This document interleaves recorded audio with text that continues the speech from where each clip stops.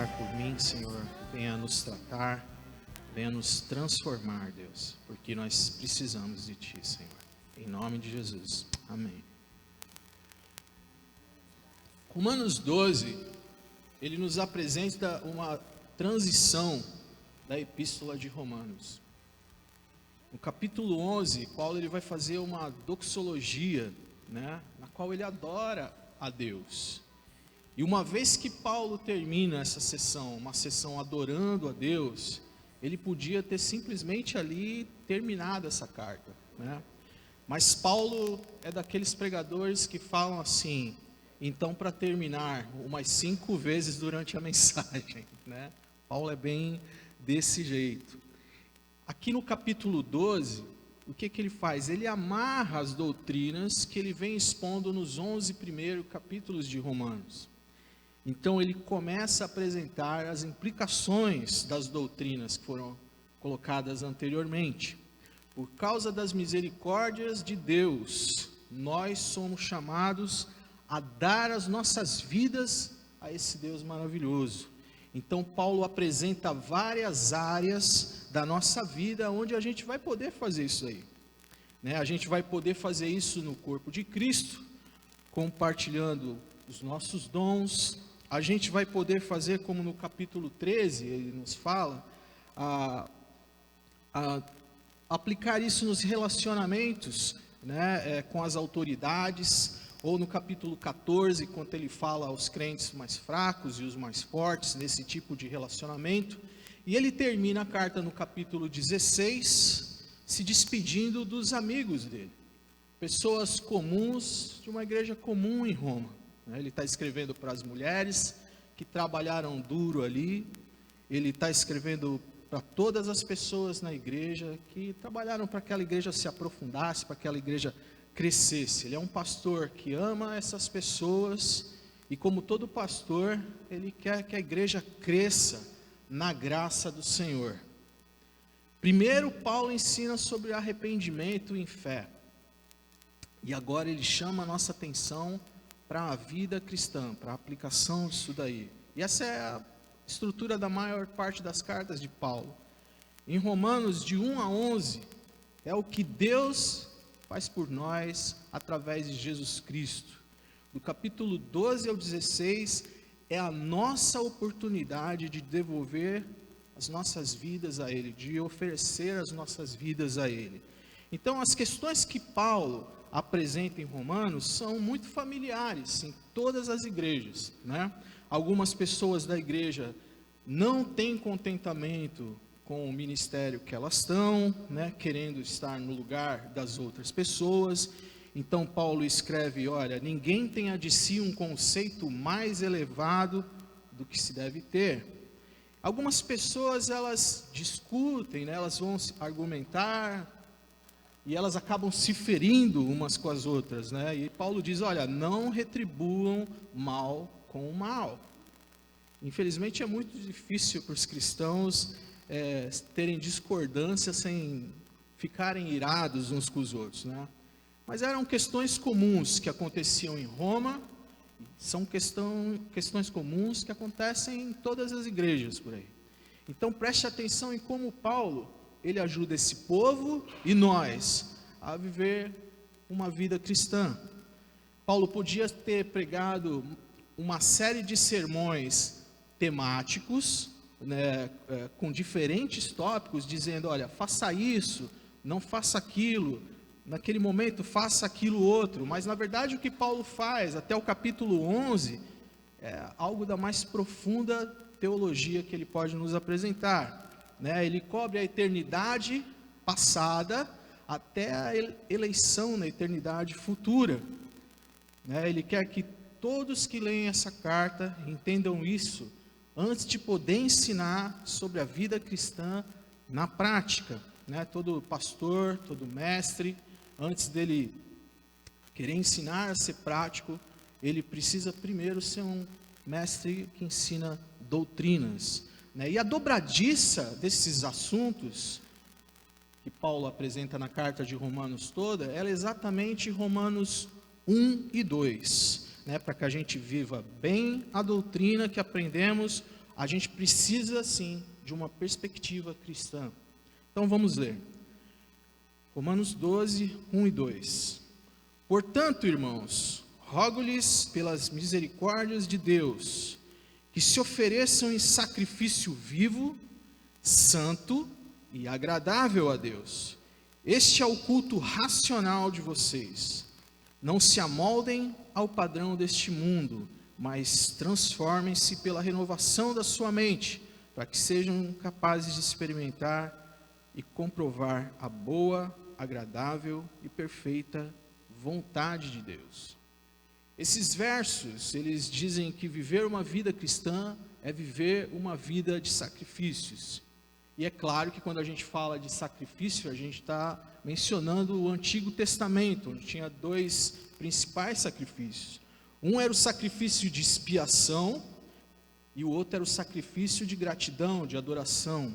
O sacrifício de expiação é uma oferta de sangue, é um animal, né, que era entregue como expiação pelo nosso pecado. Mas é claro que Paulo não está se referindo disso aqui, até porque Cristo se tornou a nossa expiação definitivamente, né? Não há mais necessidade de ter outro pagamento.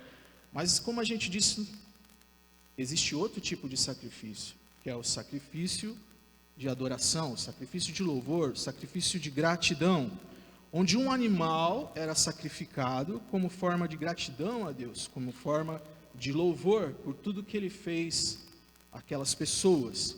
Mas quando Paulo está falando de sacrifício vivo, é uma oferta de gratidão, de louvor a esse Deus, e fica claro no final do verso que está a respeito de um culto racional, né? Romanos é um dos livros que eu mais amo na Bíblia. Não sou um mestre como o Celso, que ensina todo ano, mas realmente quando você mergulha em Romanos, é algo diferente e incrível, e passagens como essa impactam a gente demais. Paulo está dizendo que em vez de você trazer um sacrifício de louvor a Deus, você venha a se tornar esse sacrifício. Normalmente o sacerdote vinha ao templo, carregava o animal e ele seria colocado no altar. Porém, Paulo está dizendo para a gente assim, ó, eu quero que você suba nesse altar. Você não vai ser só o sacerdote, mas você também vai ser o sacrifício. Você vai ser a vítima. Claro que ele está falando de alguém vivo, não morto, porque morto não vai ser útil, né? Então, alguém, quando ele fala desse sacrifício, ele está falando de um cristão que está morto para o pecado, mas está vivo para Deus. E quando Paulo fala isso, ele fala de entregarmos nossa vida em totalidade para Deus. Às vezes as pessoas acham que entregar a vida para Deus, o cristianismo ele é relativo a uma parte importante de quem nós somos. E essa não é uma perspectiva bíblica, né? Deus quer tudo de nós. Ele não quer só alguns dos nossos dons e talentos, mas Ele quer todos os nossos dons e talentos. Ele não quer só as nossas ações, mas Ele quer também as motivações dessas ações. Ele não quer só a nossa vida religiosa, mas Ele quer a nossa vida profissional também, a nossa vida acadêmica, a nossa vida social, toda a nossa vida. Então, quando você, por exemplo, se eu te perguntar, quantos anos Jesus se dedicou ao ministério? Você vai falar 3. Até os 30 anos, depois dos 30 anos, até os 33, foi o ministério de Jesus, 3 anos. Mas o que vocês acham se eu perguntar para vocês? Ele glorificou a Deus somente nesses 3 anos em que ele estava no ministério? O que vocês acham? Não. Ele glorificou a Deus a vida inteira dele. Mas se ele não estava ministrando, se ele não estava pregando, o que ele estava fazendo? Estava vivendo a vida. Quando criança estava brincando, quando mais jovem, ele foi trabalhar com o pai dele. A Bíblia fala que ele era um marceneiro, carpinteiro. Agora me confundi, porque era mesmo carpinteiro.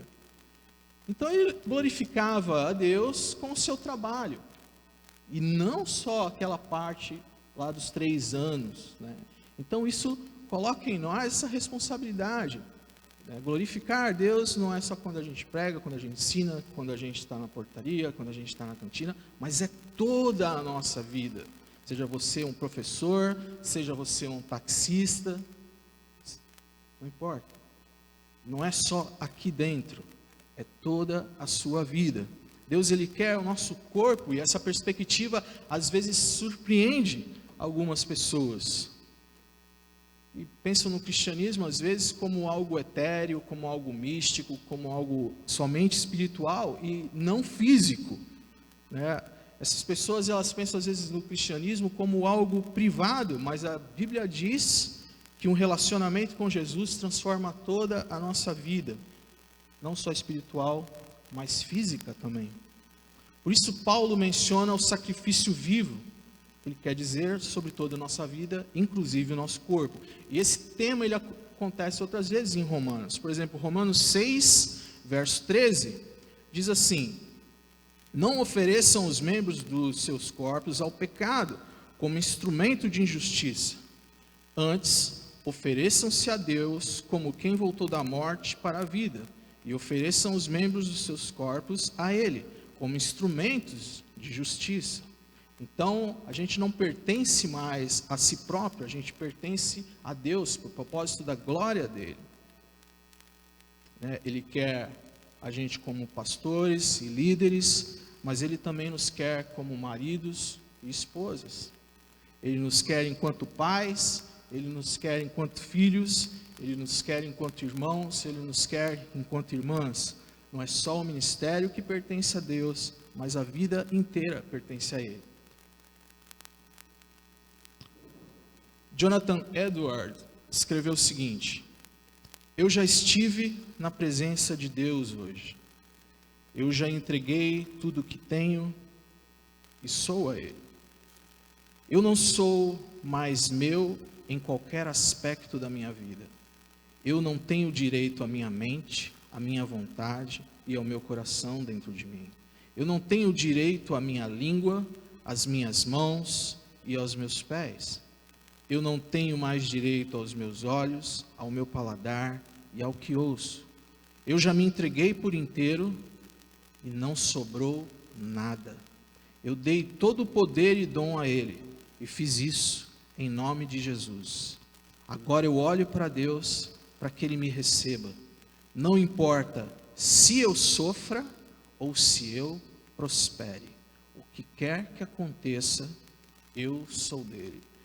Jonathan Edwards viveu no século XVIII, ele escreveu isso quando era bem jovem, não foi com fim de carreira não, foi bem jovem, com cerca de 20 anos, ele escreveu isso daí, um dos maiores teólogos que a gente já teve. E ao ler isso eu fico me perguntando se eu consigo fazer essa mesma oração, ou se não, o que está impedindo na minha vida de eu conseguir fazer essa oração?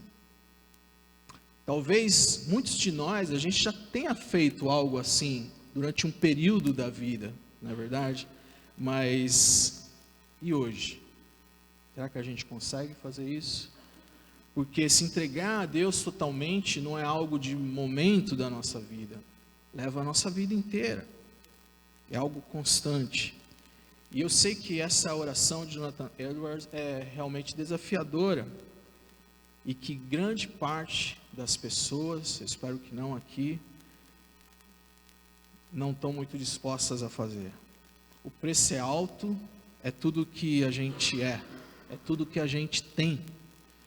Mas pensa só como é que o mundo poderia ser mudado, transformado, se todos os cristãos tivessem isso como moto na vida, né? Como a vida mesmo, de se entregar a Deus. Eu fico pensando em algumas coisas que Paulo expõe aqui em Romanos 12, como por exemplo no verso 9, quando ele diz: odeiem o que é mal, apeguem-se ao que é bom. Né? Se todo cristão odiasse realmente o que é mal e se apegasse ao que é bom, que tipo de influência isso teria na mídia, nos programas que eles passam, no entretenimento do país inteiro? Nunca lhes falte zelo, sejam fervorosos no espírito, sirvam ao Senhor. Então imagina quantas pessoas iam aparecer aqui no dia do mutirão, né? Na reunião de oração ia estar sempre muito cheia, ninguém chegaria atrasado jamais, né? A mesa de som não ia ter só 2 valentes, o ministério infantil ia ter fila para entrar, com esse zelo que Paulo nos apresenta de ser fervorosos no Espírito, servindo ao Senhor. Tenham a mesma atitude em Romanos 12:16, ele fala: tenham a mesma atitude uns para com os outros, não sejam orgulhosos, mas estejam dispostos a associar-se a pessoas de posição inferior. Então, quando a igreja ela adota essa perspectiva, ela transforma a vida do viciado, da prostituta, do pobre, de todo aquele que é marginalizado. Então, quando a gente se entrega totalmente a Deus, a gente muda muitas coisas aí fora. A gente muda a lei, a gente muda a política, a gente muda o comércio, a gente muda tudo. Infelizmente, muitos de nós não absorvem isso. E eu penso que é porque muitos pensam que a vida cristã, essa entrega total, ela é segregada a um nicho do cristianismo, segregada a uma elite do cristianismo. É engraçado o modo das pessoas, por exemplo, quando elas falam sobre missionários. Você já viu? Todo mundo tem um respeito grande por missionários. É como se eles fossem mais elevados que as outras pessoas. E eles são pessoas comuns, como qualquer um de nós, com o seu trabalho. Só que Deus levou ele ao campo missionário. A gente pensa que eles são mais santos. Outros não pedem oração para os irmãos, porque acham que só podem pedir oração para o pastor. Não, o pastor, ele é mais chegado. Sabe como é que é? O pastor está todo dia lá. O pastor tem o e-mail certinho, o WhatsApp de Deus, né? É só ele falar que o negócio mesmo visualiza lá. Não é, gente, não tem isso não. Tá bom? Todos nós somos pecadores. Todos nós somos resgatados por Cristo. Nós somos santos por causa de Jesus. Há pouco tempo, acho que o Celso falou disso daí, o pessoal de missões deve ter falado disso também, sobre o pastor Andrew Brunson, que ele tinha uma igreja na Turquia. Não sei se vocês lembram dessa situação. E do nada ele foi retirado da igreja e foi encarcerado. Passou 2 anos nas prisões da Turquia. E grande parte desses 2 anos ele passou numa cela que era para 8 pessoas e tinham 20 pessoas lá dentro, todos muçulmanos. E todo dia ele era hostilizado. Todo dia. Deus colocou a mão naquele homem para que ele não fosse morto ali mesmo. Apesar dessa incrível luta, hoje ele já foi libertado, mas que ele passou, quando ele era entrevistado, ele dizia sempre nas entrevistas dele que era um cristão comum. Ele é um cristão, eu sou um cristão comum. E apesar dessa incrível luta que ele travou, ele está certo de falar que é um cristão comum. Porque a gente tem que estar preparado para um mundo que é hostil a nós, para um mundo que não gosta da gente. Essa é a realidade. Nós amamos as pessoas, mas o sistema que a gente está envolvido é demoníaco. Então isso deve ser um conceito normal na nossa cabeça. Jesus não pegou, ascendeu aos céus e agora eu vou levar todo mundo. Não. Vocês vão ficar no mundo. Eu lhes envio ao mundo. Então a gente vive um crescimento histórico da igreja, principalmente no Brasil. A igreja evangélica nunca cresceu tanto, mas é um crescimento raso. A maior parte das igrejas, elas atraem as pessoas, mas elas não enviam as pessoas. Os pastores, eles falam sobre as bênçãos de seguir a Cristo, mas não falam sobre o custo de servir a Cristo. E uma das maiores tarefas que a igreja tem é preparar as pessoas para que elas saiam, não para que elas fiquem. E eu fico feliz de, nesse ponto, a gente ser uma igreja abençoada nesse sentido, né? Dificilmente você vê hoje em dia pregações sobre negar a si mesmo, sobre você deixar tudo para trás e se entregar completamente a Cristo, porque nunca foi fácil formar discípulos assim. E essa é a razão que Paulo nos adverte no verso 2 do capítulo 12. Ele fala para nos entregarmos a Deus como sacrifício vivo. Isso é normal, deve ser normal na vida da gente. Mas ele sabe que vai ter sempre algo para atrapalhar o nosso caminho, nos entregarmos como sacrifício vivo. E essa é a maneira como o mundo lá fora, ele nos aperta, ele nos sufoca, ele tenta nos amoldar aos padrões dele. O que dificulta os cristãos de viverem como Cristo é a pressão lá fora para eles viverem como não cristãos. Essa é a questão que eles apresentam. E a palavra que resume o que Paulo está falando aqui nessa sessão é mundanismo. É uma maneira pecaminosa de se pensar. A gente observa isso o tempo todo no mundo, das mais diferentes formas, nas mais diferentes filosofias que são colocadas aí de mansinho na tua série predileta, na novela que você assiste, ou seja lá no que for. Então você vê, por exemplo, o naturalismo, que é uma ciência que diz que o universo é a única realidade existente. No humanismo, onde diz que por não haver um Deus, o centro do universo é você. No materialismo, onde a coisa mais importante é aquilo que você pode comprar e aquilo que você pode vender. E todos esses equívocos representam um perigo para nós também, quando a gente está lá fora. E algo que a gente tem que aprender e gravar muito bem é que mundanismo não é um local. Mundanismo é um vírus que as pessoas carregam onde quer que elas vão. Não importa que seja no trabalho, na escola ou na igreja também. É um vírus que as pessoas carregam onde quer que elas vão. Então o mundo está orientado por consumidores, né? Ele é focado em sucesso, em entretenimento. É um mundo depravadamente desesperado por sexo, por dinheiro e por poder. É um mundo que está todo tempo tentando te moldar conforme ele pensa. E no coração de tudo isso está o egocentrismo, está o narcisismo que tenta se colocar na gente. É onde o mais importante é aquilo que acontece na minha vida. O resto vem depois aí. Toda a informação que a gente está recebendo, seja da mídia, da política, etc., tem a ver com autogratificação. E o que acontece com a igreja nesse tipo de mundo? As pessoas, elas vêm para a igreja pensando naquilo que elas podem ganhar, não naquilo que elas podem dar. É claro que a gente recebe muita coisa de Deus quando a gente vem adorar a Deus. Deus é bom, mas as pessoas que vêm à igreja com prioridade naquilo que elas irão receber, elas nunca vão conseguir se entregar completamente a Deus. Isso serve para todo mundo, de ovelhas a pastores, todo mundo. A gente está aqui para se entregar a Cristo totalmente e servirmos uns aos outros.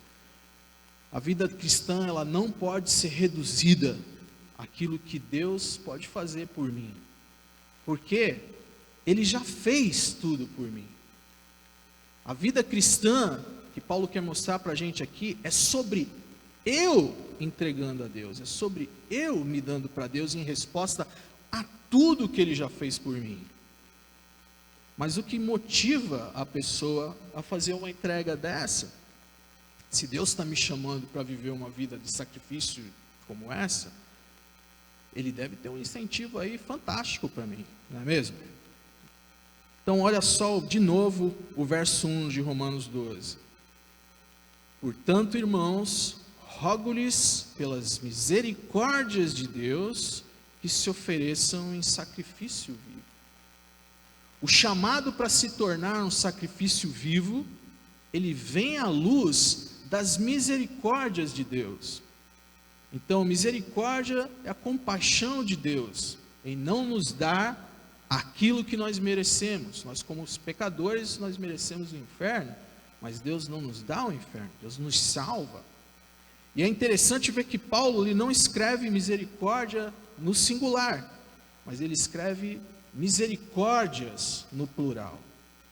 Paulo ele faz essa conexão entre o capítulo 12 e tudo aquilo que ele escreveu antes nos 11 capítulos, né? Quando ele explica o plano da salvação, ele mostra diferentes partes, diferentes dimensões da misericórdia de Deus. Deus tem misericórdia quando ele salva pecadores. Deus tem misericórdia na justificação, quando ele nos dá a justiça de Cristo livremente. Deus tem misericórdia na adoção, quando nós somos recebidos como filhos e filhas de Deus. Deus tem misericórdia na santificação, quando ele toma esses filhos e filhas e molda dia a dia ao caráter de Jesus Cristo. E Deus tem misericórdia na glorificação, quando ele finalmente nos transforma inteiro como Jesus. Então Paulo quer que a gente volte os nossos olhos para tudo isso, para as misericórdias do Senhor dos 11 primeiros capítulos.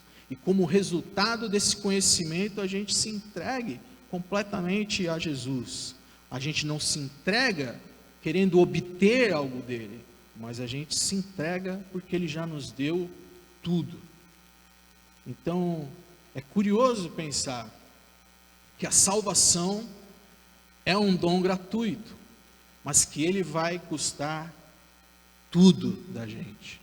Vai custar a nossa vida toda, tudo que temos. A gente vai se entregar a Jesus completamente. Então, diante desses fatos, a atitude de se tomar como seguidor de Cristo é me colocar no altar do Senhor. E é interessante descobrir os métodos que Deus usa para que a gente se volte a Ele. Quais seriam esses métodos? Bom, Ele usa a palavra dEle para mudar a nossa vida. E como a gente chega nesse ponto de se oferecer como sacrifício vivo? Pela renovação da nossa mente. Não se amoldem, no verso 2 de Romanos 12, não se amoldem ao padrão desse mundo, mas transformem-se pela renovação da mente. Então há um contraste aqui entre ser amoldado e ser transformado. Amoldado é uma ação que o mundo faz em nossas vidas. Ele vai nos moldando conforme o seu padrão, seu sistema, sua maneira de pensar. O mundo tenta fazer você pensar do mesmo jeito que ele. Tipo quando você vê tem uma forma do bombom, e aí você derrama o chocolate ali, ele vai sair da forma que você quiser. É isso que o mundo tenta fazer com a gente, tenta nos conformar como ele é. Só que o bombom, isso é uma ideia genial. Para a gente não dá. A gente não pode se deixar moldar por esse sistema. Então, o conformar, ele acontece de fora para dentro. Você vai vivendo do jeito que todo mundo vive. Conforme o mundo vai fazendo você viver e acaba se amoldando, se conformando à maneira de viver dele. Já a transformação, ela acontece do caminho contrário. Ela acontece de dentro para fora. O Espírito de Deus entra na nossa vida e a gente passa por uma transformação, por uma metamorfose, uma metanoia. Essa transformação, ela começa exatamente no maior campo de batalha que a gente tem, que é a nossa mente. Então, ele diz, sejam transformados pela renovação da sua mente. E é isso que eu desejo que aconteça a todos nessa noite, que a gente possa ter uma mente transformada pelo poder do Espírito Santo ao se revelar a nós na sua palavra. Isso é bem-vindo na nossa época, onde cada vez mais as pessoas elas têm preguiça de pensar, As pessoas não leem mais, as pessoas não se aprofundam nos assuntos, nos temas importantes da vida. No mundo inteiro, não só o Brasil, tá bom? Acontece um fenômeno chamado dumbing down, que quer dizer o quê? Emburrecimento. Dumbing down é emburrecimento, Então, O telefone não está deixando as pessoas mais smart, como ele fala. Ele está deixando as pessoas...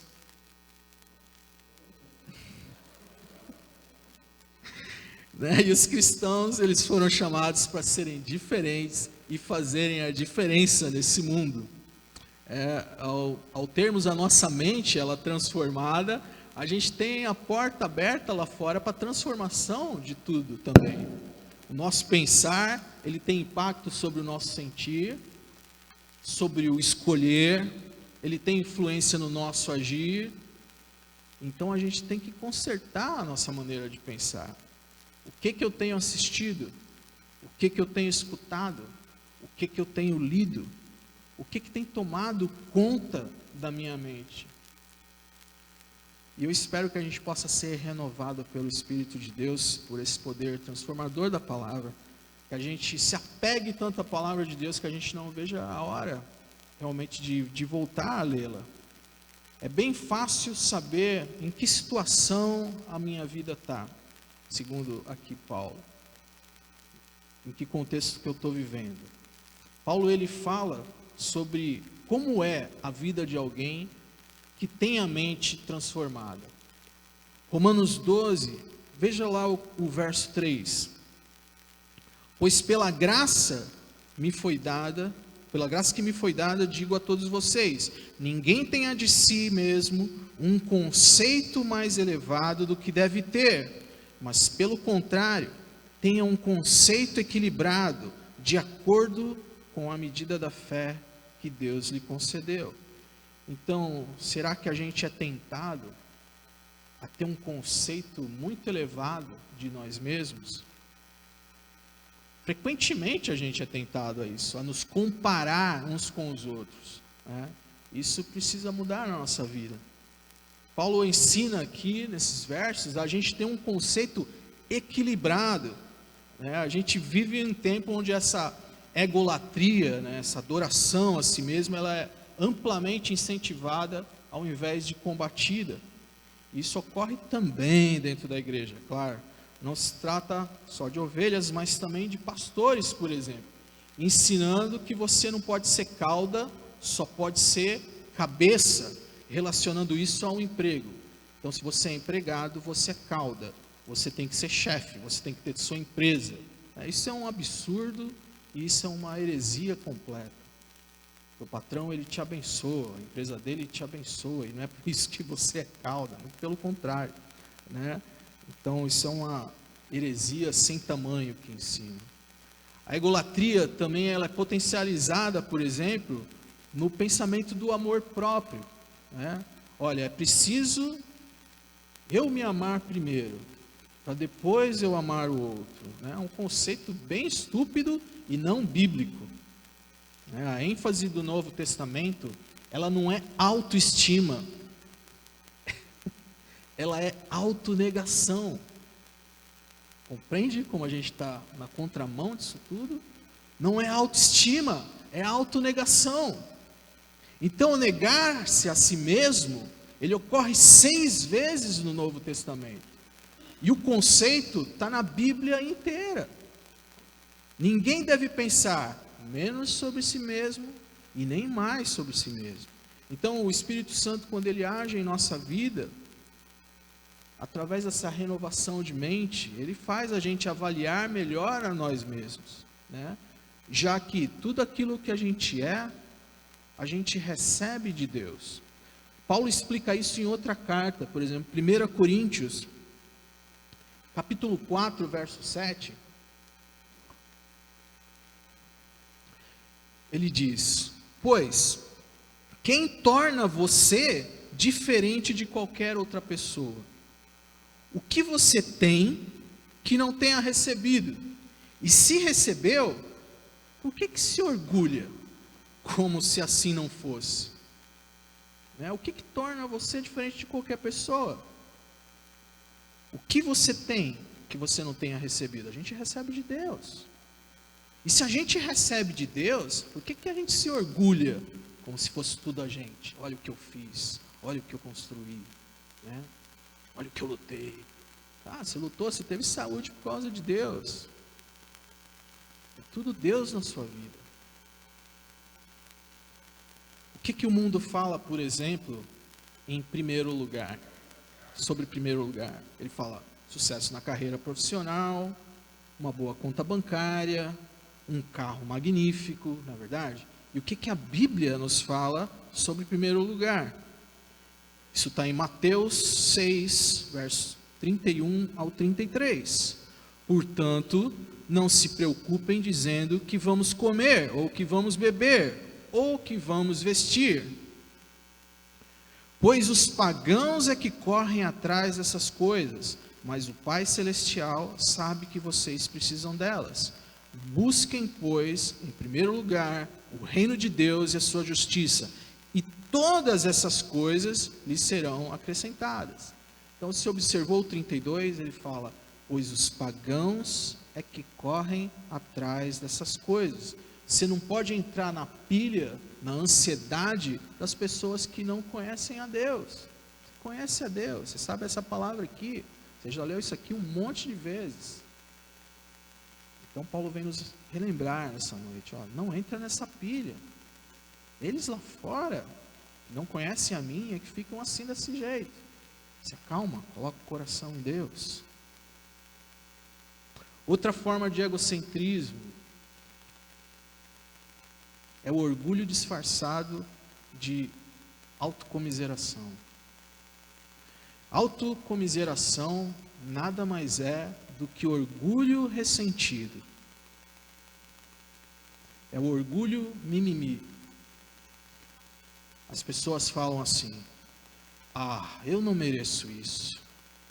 Como Deus permitiu que isso acontecesse comigo, que sou tão bonzinho, que sou tão legal, que faço tanto para Ele.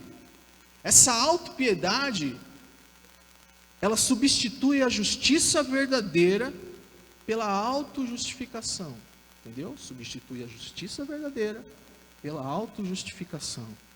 Ela elimina, olha a brincadeira onde vai dar, ela elimina a necessidade de um Salvador. Um Salvador que sofreu por mim. Porque afinal vocês não estão enxergando que o sofredor sou eu?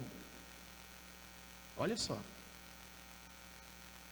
Então, um dos melhores remédios contra essa idolatria a si mesmo é a confiança que a gente deposita em Deus. Freud, Nietzsche, Marx, eles foram capazes de suspeitar de tudo. Suspeitaram de tudo. Tudo, inclusive de Deus. E eu vou te falar, suspeitar de todo mundo é fácil, gente. É muito fácil você suspeitar de todo mundo. É tranquilo. Difícil é você suspeitar de você mesmo. Isso é que é difícil. Porque o desafio de suspeitar de si mesmo, ele está completamente apoiado no exercício de confiar em Deus e não em nós mesmos. Então, uma das mentiras implantadas na nossa mente por esse sistema que exalta o egocentrismo é, por exemplo, a independência. Confiar em Deus é depender de Deus, é esperar em Deus e se satisfazer em Deus. Todos os dias você deve conversar com gente cada vez mais independente, cada vez mais insatisfeita com essa vida. Não é verdade? Todos os dias a gente conversa com alguém dessa forma. Então, o verso 12 diz um remédio para isso aí. Romanos 12, 2 diz, alegrem-se na esperança, sejam pacientes na tribulação, perseverem na oração. Será que eu estou crescendo na vida cristã? Ou será que eu estou sem óleo nenhum? Só estou me irritando com as pessoas? Será que eu ando orgulhoso demais? Ou será que eu ando desencorajado com qualquer dificuldade que aparece na minha vida? E uma boa maneira de você reforçar essa mensagem na tua vida é durante a semana você continuar lendo Romanos. Vai ser ótimo para você. Então vamos descobrir em que áreas você não está crescendo. Se você não estiver crescendo, o melhor a fazer é voltar para a palavra de Deus e que finalmente ela faça uma transformação na nossa vida. Paulo ele se entregou em sacrifício vivo a Deus. E nessa carta ele diz que não só ele, mas todos os cristãos devem fazer a mesma coisa. Porque ele sabia de tudo sobre o que é ser o sacrifício vivo. A maneira como ele vivia naquela época, ele conclama todos os cristãos, não só de Roma, mas nós também, a vivermos da mesma forma, a ter a mesma visão a respeito do mundo e do nosso lugar nesse mundo. Não se amoldem ao padrão desse mundo, mas transformem-se pela renovação da mente. Transformar é a mesma raiz que metamorfose. Quando a gente pensa na metamorfose, a gente pensa ou em Raul Seixas, ou isso aqui, né? Dá uma olhada aí, não é o Raul. A largata, ela é feia demais, né? Fala sério.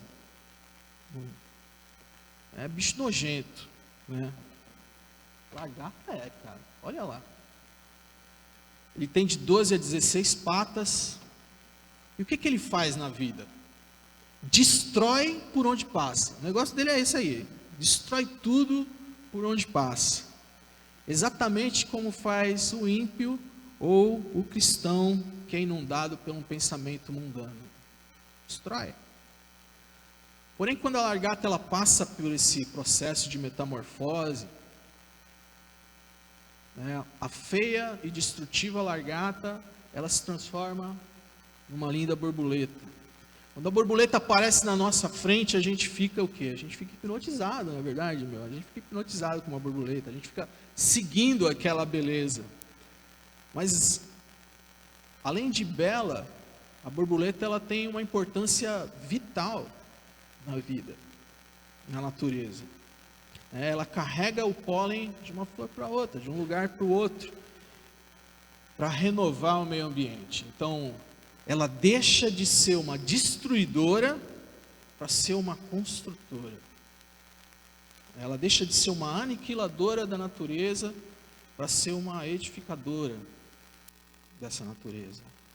Então, assim como nós, quando a gente tem a nossa mente transformada por Deus e não amoldada a esse mundo, a gente consegue fazer a mesma coisa. A gente consegue edificar a todos e mudar as coisas lá fora.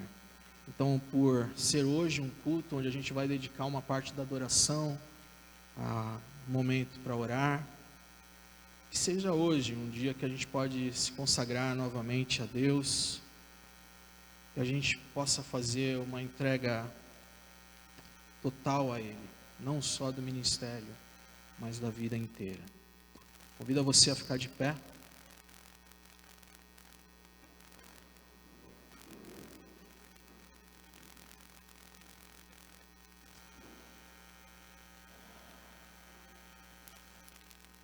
Querido Deus e Pai, obrigado, Senhor. Obrigado pelo Teu cuidado, pelo Teu carinho, pela Tua longanimidade, Senhor, com as nossas ingratidões, os nossos desvios, com as nossas quedas.